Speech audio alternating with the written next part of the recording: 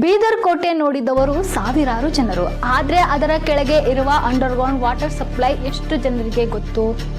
ಹೌದು, 600 ವರ್ಷಗಳ ಹಿಂದೆ ಮೋಟಾರ್ ಇರಲಿಲ್ಲ, ಕರೆಂಟ್ ಇರಲಿಲ್ಲ. ಆದರೂ ಬೀದರ್ ಕೋಟೆ ಒಳಗೆ ಸಾವಿರಾರು ಜನರಿಗೆ ನೀರು ಹೇಗೆ ಸಿಗುತ್ತಿತ್ತು? ಅದಕ್ಕೆ ಉತ್ತರ ಕರೇಜ್. ಬಹುಮನಿ ಸುಲ್ತಾನರು ಬೀದರ್ ಅನ್ನು ರಾಜಧಾನಿಯಾಗಿ ಮಾಡಿಸಿಕೊಂಡಾಗ ಕೋಟೆ ಎತ್ತರ ಜಾಗದಲ್ಲಿದ್ದ ಕಾರಣ ನೀರಿನ ಸಮಸ್ಯೆ ಎದುರಿಸುತ್ತಿದ್ದರು. ಆಗ ಪರ್ಷಿಯನ್ ತಂತ್ರಜ್ಞಾನ ಬಳಸಿ ವಾಟರ್ ಅಂಡರ್ಗ್ರೌಂಡ್ ಟನಲ್ ನಿರ್ಮಿಸಿದ್ದರು.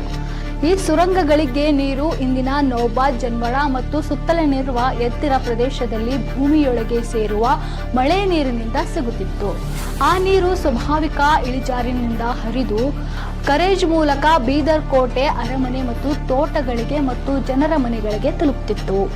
ಈ ಸುರಂಗಗಳ ಮೇಲೆ ಸುಮಾರು 21 ಲಂಬ ಬಾವಿಗಳು ಇದ್ದವು. ಅವುಗಳ ಮೂಲಕ ಗಾಳಿ, ಸ್ವಚ್ಛತೆ ಮತ್ತು ದುರಸ್ತಿ ಕೆಲಸಗಳನ್ನು ಮಾಡಲಾಗುತ್ತಿತ್ತು. ಮೋಟಾರ್ ಇಲ್ಲ, ಪೈಪ್ಲೈನ್ ಇಲ್ಲ, ಕರೆಂಟ್ ಇಲ್ಲ. ಆದ್ರೂ ನೀರು ಮಾತ್ರ ನಿಲ್ಲುತ್ತಲೇ ಇಲ್ಲ, ಹರಿದಿತ್ತು. ಈ ಕರೇಜ್ ಕರ್ನಾಟಕ ಬಿಟ್ಟು ಇರಾನ್ನಲ್ಲಿ ಕಾಣಬಹುದು. ಕೋಟೆ ಮೇಲೆ ಇತಿಹಾಸ ಕಾಣಿಸುತ್ತದೆ, ಆದರೆ ಅದರ ಕೆಳಗೆ 600 ವರ್ಷಗಳ ಅಂಡರ್ಗ್ರೌಂಡ್ ವಾಟರ್ ಸಿಸ್ಟಮ್ ಇಂದಿಗೂ ಬದುಕಿದೆ. ನಮ್ಮ ಬೀದರ್ ನಮ್ಮ ಹೆಮ್ಮೆ.